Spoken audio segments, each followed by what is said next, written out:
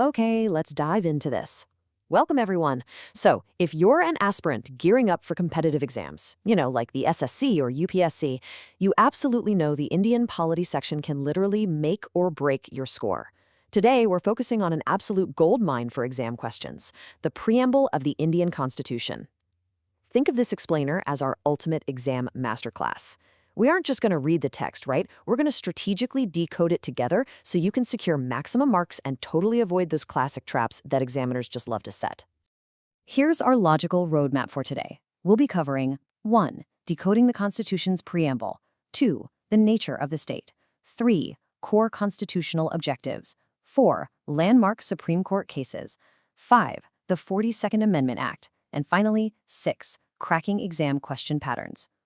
Let's start right at the beginning with Section 1, Decoding the Constitution's Preamble. And well, this brilliantly illustrates the foundation of it all. We, the people of India. These majestic opening words, they're not just poetry, okay? They're a rock-solid constitutional declaration. Examiners love to ask this. What is the true source of the Constitution's power? The answer is literally right here. The source of power doesn't come from a king or some foreign parliament or even the politicians. It comes directly from the citizens of India, you and me. Now, if you skip to the very bottom of the preamble's text, you hit a highly tested factual data point, the date of adoption. The preamble explicitly states that the Constitution was adopted, enacted, and given to ourselves on the 26th day of November, 1949. Please lock this date in your memory right now. It's a huge favorite for multiple choice questions, and confusing it with the date of enactment in 1950 is a massive trap you definitely need to avoid. All right, moving right along to Section 2, Nature of the State. Let's break down this heavy vocabulary that defines our identity. Here they are, sovereign, socialist, secular, democratic, republic. Listen, you have to memorize this exact sequence. Seriously, examiners frequently test the chronological order of these 5 foundational pillars. If we mix up the order of these words in the exam hall, we're just throwing away easy marks. So let's make sure we actually understand what these powerful words mean in a constitutional context. First up is sovereignty. To put it simply, sovereignty means absolute independent authority. As a nation, India is entirely independent when it comes to making its own decisions. No external country, no foreign power, and absolutely no international organization can dictate our internal or external affairs. We are the ultimate masters of our own destiny. Make sense? Now, what's really interesting about this slide is the concept of a republic. It basically means the head of state is an elected position. Take India, for example. Our head of state is the president, right? And they're elected through a defined democratic process.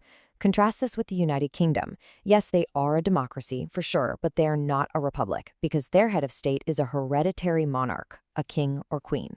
That specific distinction is an absolute must-know for exams. Next, we have secular. And here is a massive trap for new learners, so heads up. Do not think secular means being anti-religion or strictly separating the state from all religious affairs, like you might see in some Western models. No, in the Indian constitutional context, we practice what's called positive secularism. This means the state promotes, recognizes, and respects all religions equally. Shifting gears a bit, let's look at Section 3, Core Constitutional Objectives. These are the actual goals the Constitution aims to secure for us. So the crucial point is this numerical breakdown. Let me tell you, it is an absolute gold mine for objective exams. Build a mental map of this right now. 3, 5, 2, 1. There are 3 types of justice: social, economic, and political. There are 5 types of liberty: thought, expression, belief, faith, and worship. There are 2 types of equality: status and opportunity. And finally, 1 type of fraternity, assuring dignity, unity, and integrity. If an exam asks you, say, how many types of liberty are mentioned in the preamble, boom, you immediately know the answer is 5. Furthermore, examiners just love to test the historical origins of these ideals. The framers of our Constitution beautifully blended global philosophies, kind of like a giant puzzle. The concept of the 3 types of justice, that was inspired by the USSR or Russian Constitution. On the flip side, the trio of liberty, equality, and fraternity was directly borrowed from the ideals of the French Constitution and the French Revolution. Make sure you connect those concepts in your notes right now. Let's move to and see how this builds into Section 4, Landmark Supreme Court cases. This is basically the greatest legal drama in India's constitutional history. Look at the stark pivot on this slide.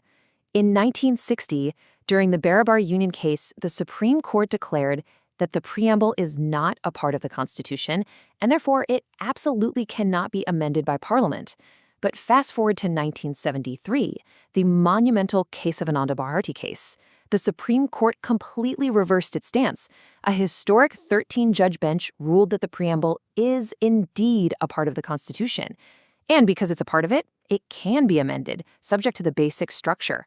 This 1973 pivot completely revolutionized Indian constitutional law. Real game changer.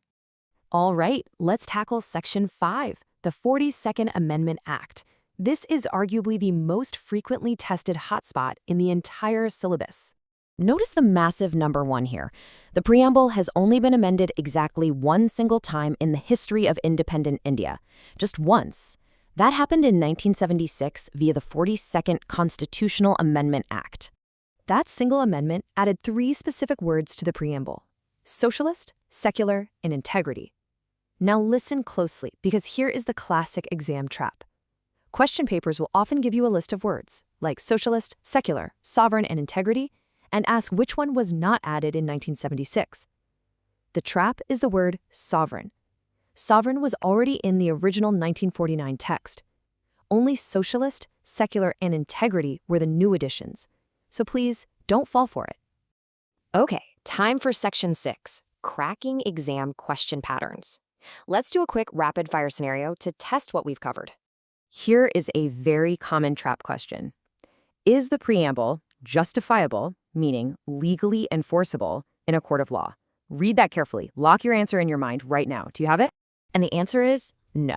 The preamble is strictly non-justiciable. This basically means that while it acts as a powerful guiding reference for the courts and the government, you as a citizen can't just go to the Supreme Court and sue the government purely based on a claim that a preamble objective isn't being met. It's a vision document, right? Not an enforceable legal statute on its own. Let's throw out a second high-yield question. We're connecting our legal timeline with amendment powers here. Which case established the basic structure doctrine, allowing the preamble to be amended? Think back to that massive legal pivot we just discussed. Yup, you got it. It's the Kesavananda Bharati case of 1973. This ruling is the absolute anchor of Indian constitutional law. It essentially said, yes, Parliament can amend the Constitution, including the preamble, but they absolutely cannot destroy its basic structure or fundamental identity. You've done fantastic today. We've mapped out the sequence, dodged the traps, and hit the core facts. Now, I want to leave you with this profound paradox to think about as you continue your studies. If the preamble is the absolute soul of the Constitution, yet it cannot be directly legally enforced in a court, how does it quietly, powerfully shape the laws and the democracy you live in every single day? Keep that in mind as you dive deeper into your syllabus. Keep studying smart, and I'll see you in the next explainer.